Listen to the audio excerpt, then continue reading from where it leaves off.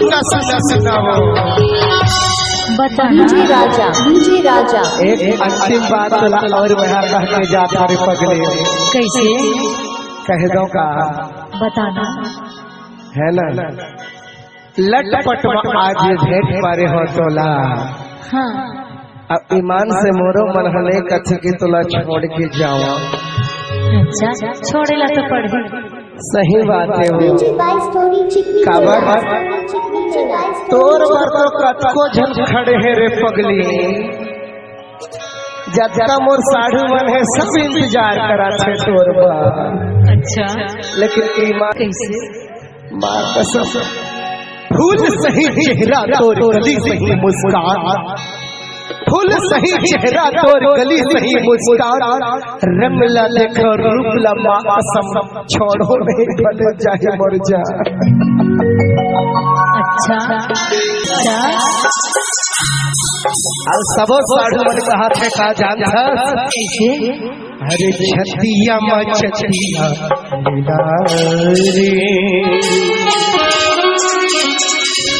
ये बहिया बहिया मिला रे डोंगरी माया पे गोरियो। तो कैसे कर कैसे बहना जमा चेक नहीं जमा छे जी सही नहीं ऐसे में थोड़ी जम यार। झूम के दरिया का झूम के दरिया का झूम के दरिया का झूम के दरिया का छतिया मछतिया मिला के भई हम मिला के छतिया मछतिया लगा के अरे अरे भई हम मिला के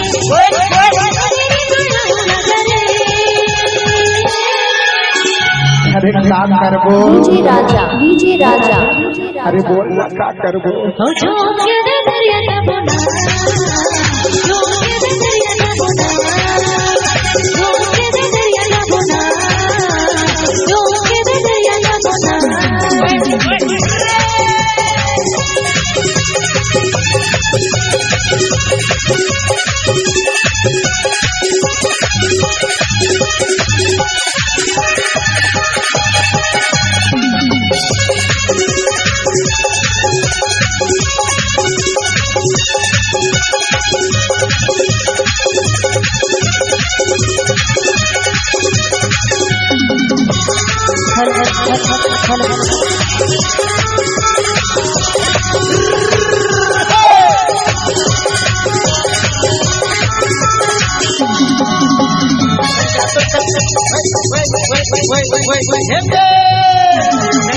कजरारी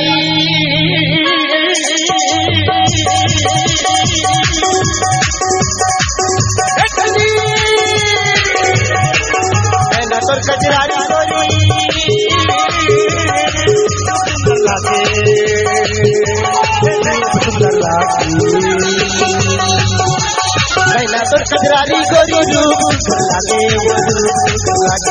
आजा आजा मोर मयालू मिली के खाबे वो मिले के बड़े है ना तो कजरारी गोरी कर लागे वो कर लागे। आजा आजा मोर मयालू मिली के खाबे मिली के जागे मोटी माहो कदम में कदम डाले मोटी माहो डाले मोटी मया डाले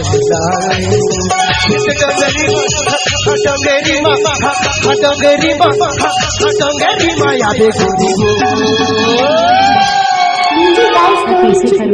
अरे सुनारे पगले झुमके दरिया का बोले झुमके दरिया का झुमके दरिया का झुमके दरिया का बोला।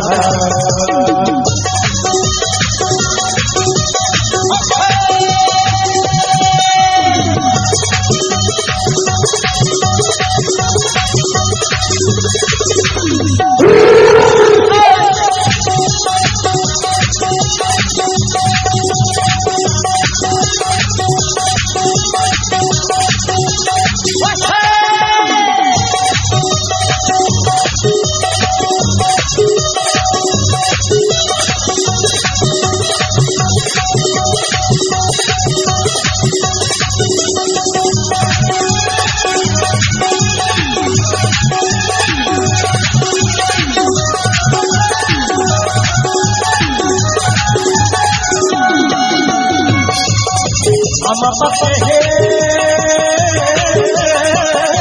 हलावा कैसे करे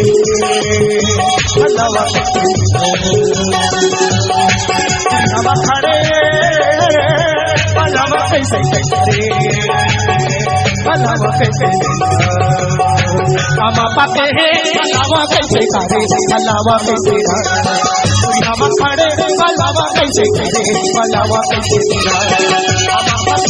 हलावा कैसे करे हलावा कैसे हम खड़े हलावा कैसे करे हलावा कैसे और संग आँख मिलाले और संग नैना मिलाले ये डोंगरी माया बेगोरियो और सुनना बताना आता मैं चाहता कहूँ मैं बजरंग बली हो तो ना इमाम से छाती लकीर के दिखा दे तो रे तो बजरंग बली नहीं हंसता बोल चीर के दिखाना तब तो मानो अरे सुनना कैसे अरे झूम के दरिया का बोला के दरिया का बोला के दरिया का बोला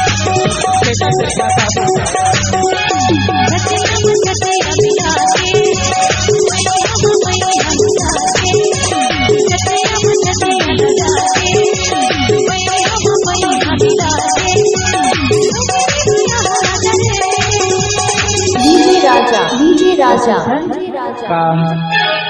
हो झूम के दरिया का